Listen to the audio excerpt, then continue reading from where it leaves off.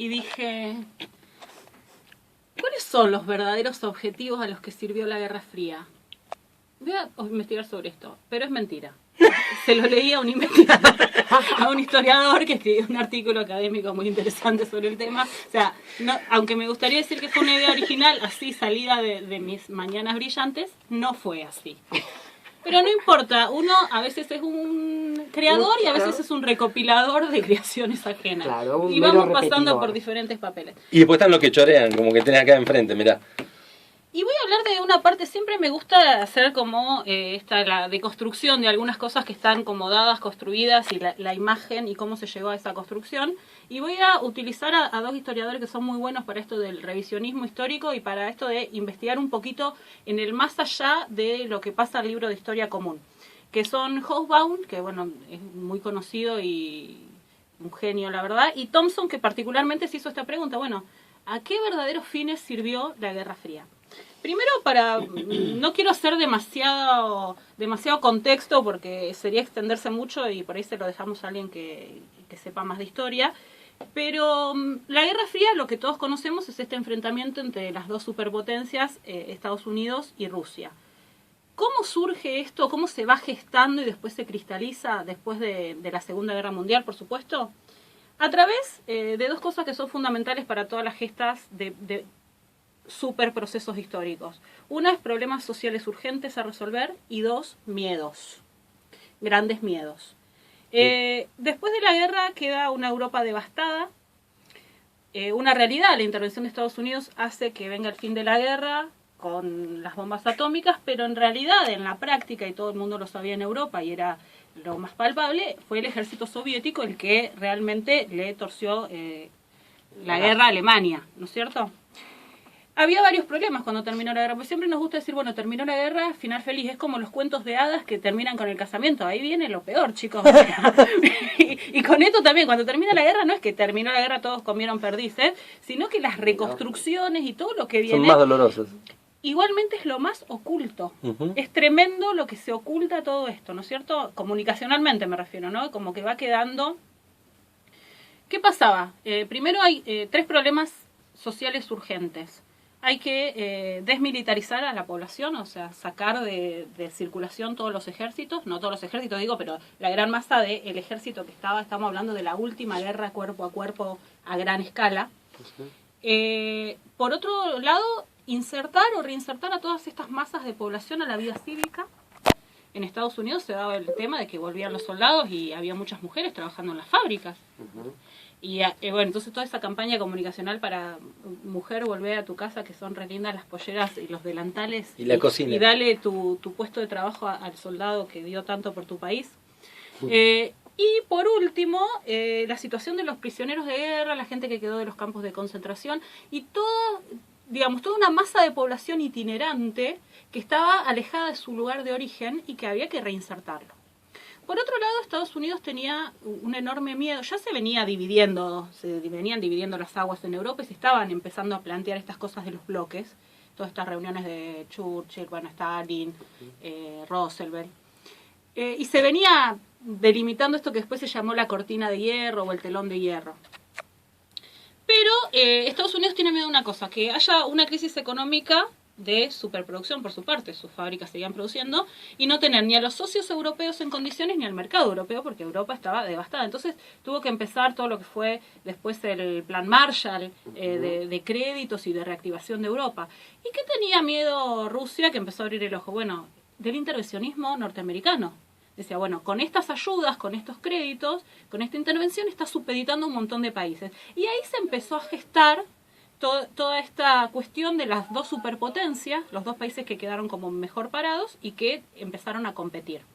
Fue una competencia de territorio, fue una competencia de dominio de población, pero se cristalizó más que nada, si bien la cristalización como en territorios sucedió mucho en Berlín, porque era, bueno, Alemania había quedado dividida en 4 territorios, uno para cada uno de los países de los aliados.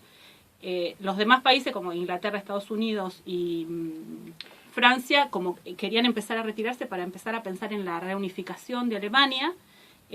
Rusia más o menos y pone un gobierno medio títere. Después la ciudad de Berlín, que no era era capital de Alemania, pero al mismo tiempo estaba en territorio, entre comillas, soviético. Entonces, la división de Berlín, la construcción del muro, en el 60 y pico, 60, alrededor de los 60 empieza a construir el muro de Berlín, que queda como el gran símbolo de la guerra. Ahora dice Haussmann que no había peligro inminente de una tercera guerra mundial. Sin embargo, el fantasma y la alimentación de esto, sobre todo a través de la carrera armamentista, fue lo que llevó a que esto se reproduciera por varios años. Pero en sí, más allá de algunos episodios aislados, como la crisis de los misiles en el 62, todos los problemas en los 70 alrededor de Asia y Vietnam y toda esta cuestión, pero no había un peligro real inminente de que mañana van a la guerra. Entonces sucedió un fenómeno de autorreproducción de la Guerra Fría. Por dos cuestiones, y acá están los objetivos de los que dice Thompson que realmente sirvió esta Guerra Fría. Por un lado, una cuestión meramente económica. Se creó una industria de la guerra. La carrera armamentista llevó a toda una industria relacionada con la producción de armas, con los desarrollos científicos y tecnológicos alrededor de esto. La venta de la misma. Las ventas, y por supuesto esto eran gran cantidad de dinero que estos estados invertían, científicos, técnicos, obreros en las fábricas. Y esto tenía una gran influencia social en la sociedad y en la economía, ¿verdad? Esto por un lado que se tenía que sostener, porque económicamente servía. Y por otro lado hubo un motivo de control social. Un motivo de control social que si lo analizamos es muy interesante, es hasta un poco escalofriante, ¿no? Que se dio tanto en Estados Unidos como en la Unión Soviética. Estados Unidos estaba conformado en ese momento, una cosa similar en algún sentido a nuestro país, por grandes grupos de inmigrantes que mantenían sus identidades y sus códigos culturales muchas veces, ¿sí? Okay. Los irlandeses, y también una población muy desperdigada, es un territorio muy amplio. Y además a esto se le sumaba que vendían el sueño norteamericano como poder llegar a ser lo que quieras, que implicaba individualismo. ¿Qué necesitaba Estados Unidos construir en ese momento? Una identidad norteamericana que cohesionara a esa población. Y ahí empieza la construcción del otro, ¿no? De un nosotros, para tener un nosotros tiene que haber un otro.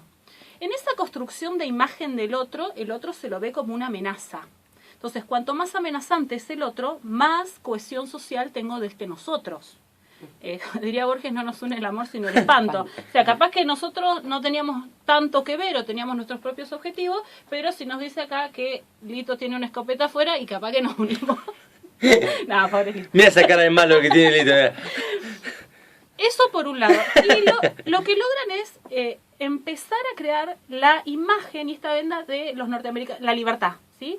Entonces el imperialismo capitalista que se erige como los dueños y los defensores de la libertad, entonces se empieza a relacionar a Norteamérica y cuál es la imagen identitaria de los norteamericanos para sí mismos, libres, ¿sí? Verán las películas cuando queda algún norteamericano atrapado por soy un ciudadano norteamericano, ¿dónde están mis derechos? Y exportadores de democracia, a la fuerza incluso. Sí, en lugares donde haya algo rico. Exactamente, tierra, ¿no? exactamente. Se empieza a crear esta imagen acompañada por una cuestión muy fuerte a la que ayuda esto, que es a la represión hacia adentro. El macartismo tuvo mucho éxito en el desarme de sindicatos, por ejemplo, porque era como, vendepadre, no seas traidor, no nos vamos a estar peleando entre nosotros cuando tenemos a los rusos que nos van a tirar una bomba. Nunca iban a tirar esa bomba, como ellos tampoco se le iban a tirar a los rusos, digo. Pero sirvió como cohesión, como creadora de un imaginario que sirviera para dar una identidad compartida a un colectivo. Y eso fue la ideología de la Guerra Fría hacia adentro. En Rusia pasaba algo similar, o sea, estaba primero que la Unión Soviética estaba conformada por muchos países, muchas etnias, incluso idiomas y procedencias religiosas diferentes. ¿Bajo qué identidad? Bueno, primero el enemigo que va a ser el imperialismo capitalista. Y hacia adentro la cohesión se va a intentar dar como somos los herederos de la primera revolución socialista. Por un lado, y eso también hace que se legitime la represión hacia adentro de Rusia, ¿sí? Hacia adentro no quiero decir Rusia, de la Unión Soviética, ¿sí? por ejemplo, en Yugoslavia termina siendo expulsada porque Tito decía, yo voy a ser la mía, chicos, o sea, ustedes arréglense, el mariscal Tito, que anda a decirle al mariscal Tito lo que tenía que hacer. Tal cual. Pero esto pasó en muchos sentidos. Muchos de los países de Occidente, por ejemplo, en Inglaterra triunfa el Partido Laborista, o sea, cae el conservadurismo, y empiezan en Italia pasa lo mismo, en Francia, en una parte de Alemania, empiezan a haber un ascenso de la izquierda, ¿sí? Que muchas veces tomaban decisiones autónomas más allá del bloque o del disciplinamiento que quería establecer Estados Unidos. Lo mismo le pasa a la Unión Soviética por dentro, o sea, Yugoslavia que termina siendo expulsada porque Tito le dice que no a un montón de cosas, hay problemas en Polonia y en varios países, ¿sí? Entonces, la imagen de que eran dos bloques absolutamente monolíticos, cohesionados, que el mundo estaba de acá para acá y de acá para allá, es falsa, no es real, no estaba pasando exactamente eso. Pero esa es la imagen que se construye y que se vende. Precisamente porque ideológicamente sirvió para cohesionar dos grandes potencias que necesitaban que necesitaban primero hacerse con el dominio de la economía, con, digamos, el levantamiento de Europa de las ruinas, y también competían por quién se iba a quedar con qué ahí. Y después, por otro lado, la fuerza de una potencia precisamente iba a estar dada en la unidad de esa potencia, donde empiezan a haber divisiones o no existe el apoyo total de la población, tampoco digo que con esto existía el apoyo total de la población, si no, no hubiéramos tenido la primavera de Praga, por ejemplo, si no, no hubiéramos tenido las marchas contra Vietnam. Pero digo, estoy hablando de lo que se vende a nivel macro, de todas las películas de Hollywood destinadas a esto. Bueno, hay una película de Kubrick, cómo se arma una bomba o algo así que se llama, que alerta sobre los peligros de la Guerra Fría y dice cómo la gente vivía en una situación de miedo paranoide, o sea, realmente había gente que se había construido refugios antibomba. Era muy fuerte esto a nivel comunicacional y de comunicación de masas, y estamos hablando a nivel global. También es una etapa donde se crea la imagen de lo que por muchos años se siguió llamando el tercer mundo. Y bueno, un poco hasta ahí quería llegar y simplemente decir que me parece que estos fenómenos comunicacionalmente son muy interesantes para analizar, y además, primero no es una cosa tan lejana, y después que es una lógica que se reproduce. La búsqueda del enemigo la guerra de Malvinas, acá fue un intento de eso, y bueno, podría seguir. Hay un montón sí. Las cuestiones xenófobas también tienen que ver en los países, ¿no? La construcción del otro como un enemigo que viene a robarnos el trabajo, viene a robarnos la economía, viene a robarnos todo, también tiene que ver con eso. Sí, precisamente esa construcción del otro es de ese otro, ¿no? Es lo que permite a veces conformar un nosotros que no existía previamente. Y esa conformación de ese nosotros no siempre es positiva, en el sentido de que se pierden, digamos, las líneas de fuga, como diría Deleuze, los subgrupos, otras cosas que enriquecen mucho más a los pueblos y que hablan de una no homogeneidad. Pero en este caso sí hubo un gran intento y un gran logro en algún punto de homogeneización de pensamiento. Estaba realmente bipolar el mundo.